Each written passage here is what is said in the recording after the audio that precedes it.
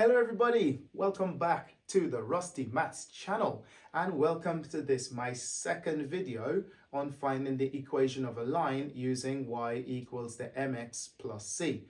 Now if you have not seen my first video on this topic, there's a link popping out there. I strongly encourage you to go and check that video first before watching this video. Alternatively, you can check it out later because I've also left a link in the description.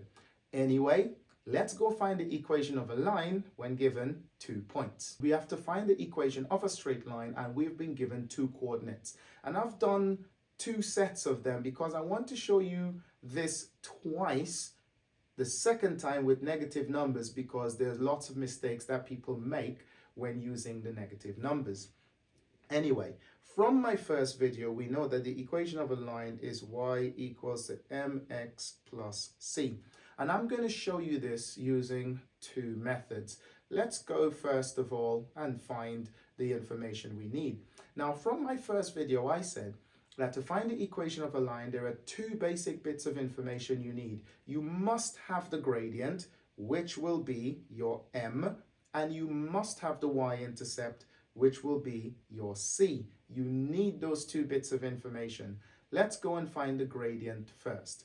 Now, in my first video, we had a graph and we were able to find the gradient using rise over run. We're not going to use that today. What we're going to use is a gradient formula. Now, the gradient formula m is equal to the difference in your y values divided by,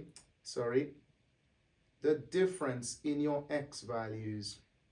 So what I've got here is y subscript 2 take away y1 divided by x2 take away x1, because in that video I showed you that it's rise over run, a difference in y divided by the difference in x. Let's start with our first pair of coordinates here. So for this one, I'm going to label this as my x1 and my y1 because they're coordinates. It's an x and a y value. And the 1 means that this is point number 1. Okay. And then the next one, I'm going to go for x2 and y2.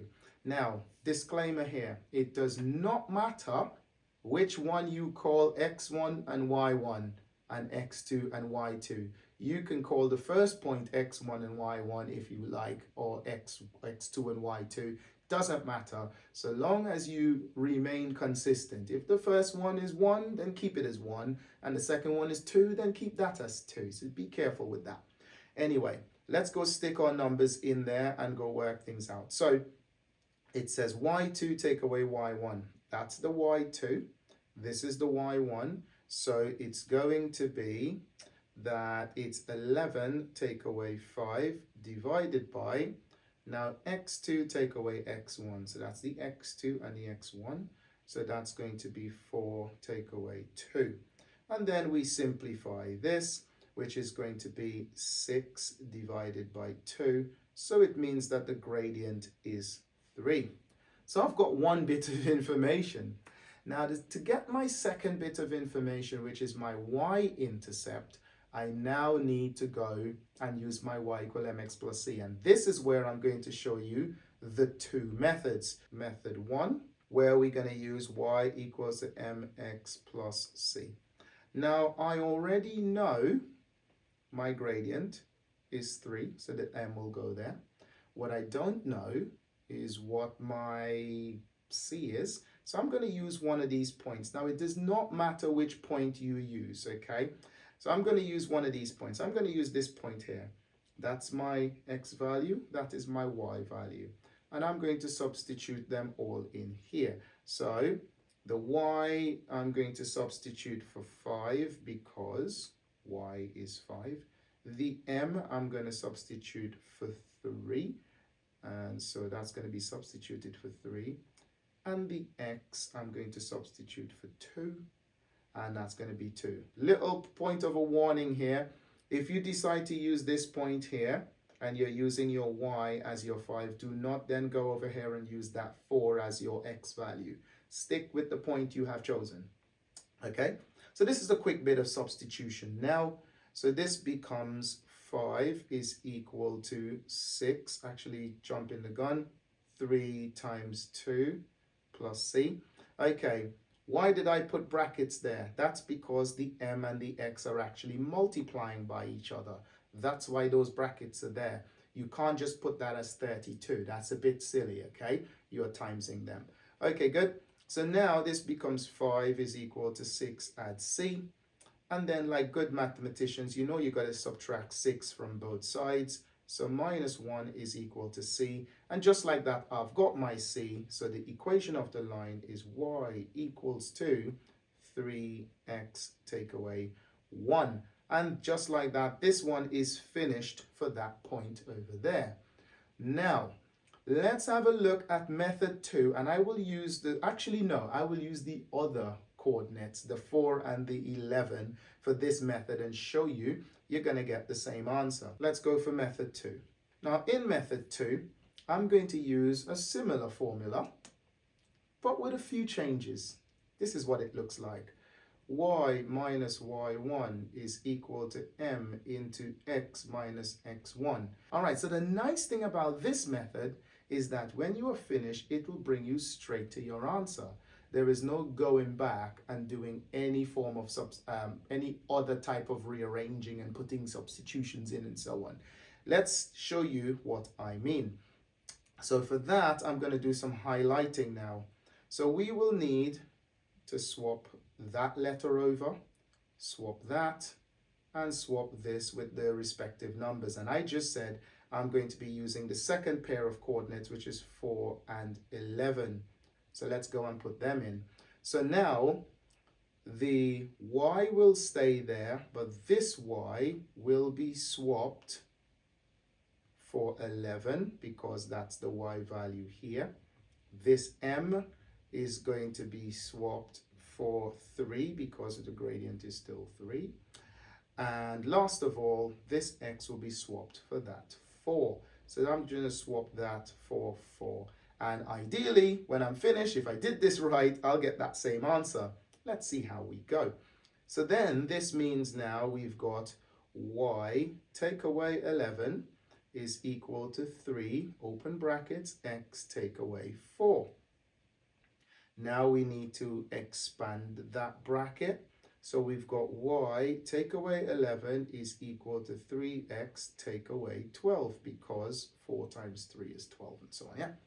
Now we need to get rid of this 11 here. We'll do the inverse operation by adding 11 and adding 11. And then once we've done that, the 11 will disappear over here. So y will be equal to 3x take away 1 because minus 12 plus 11 is, minus 1. And just like that, we have the same answer. How is that? Which method did you like? Just plunk it down in the comments below. Let me see what you're thinking. But the video isn't finished because we got one more question to do. And for this one, I am going to use that first method because I quite like the first method. Okay, so in the second question, we have now got 2 points there. And again, we need to go and find the gradient first. So the gradient m is y2 minus y1 divided by x2 minus x1. And for that, I'm going to call this my x1, y1, x2, y2. Let's go put the numbers in because you know what's happening here.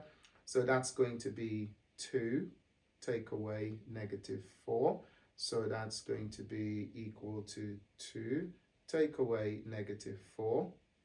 And on the second one, x2 take away x1, negative 3 take away negative 6. So negative 3 take away negative 6.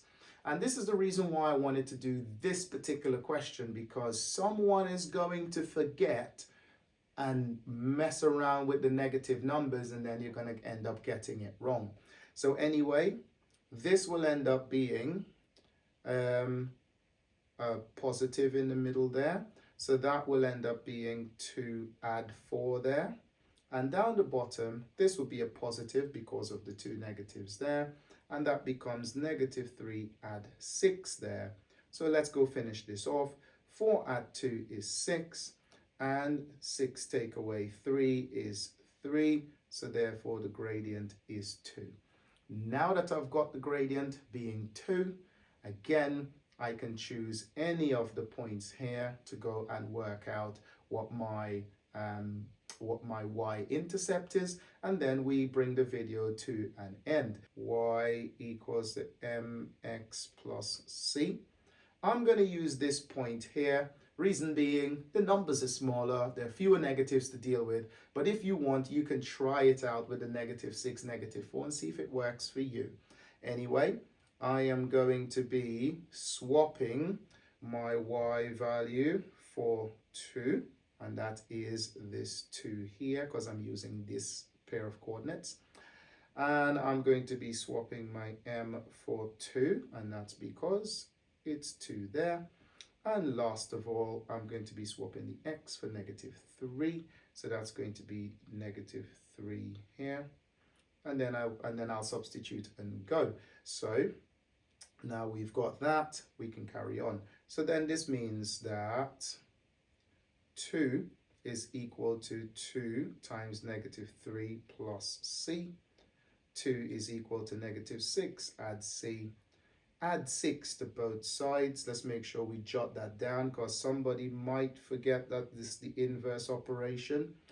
This will cancel out. This becomes 8 is equal to c. So therefore, the equation of that second line is y equal to 2x add 8. And just like that, that is finished. How do you feel about that? Did you like it? If you did, smash that like button. Don't forget to subscribe below if you have not subscribed as yet. Ring that notification bell so you don't miss another upload. But for now though, I will encourage you to look out for the third part of this series where we look at parallel and perpendicular lines, how to find the equations of parallel and perpendicular lines. That is coming up real soon. But until I see you then, peace.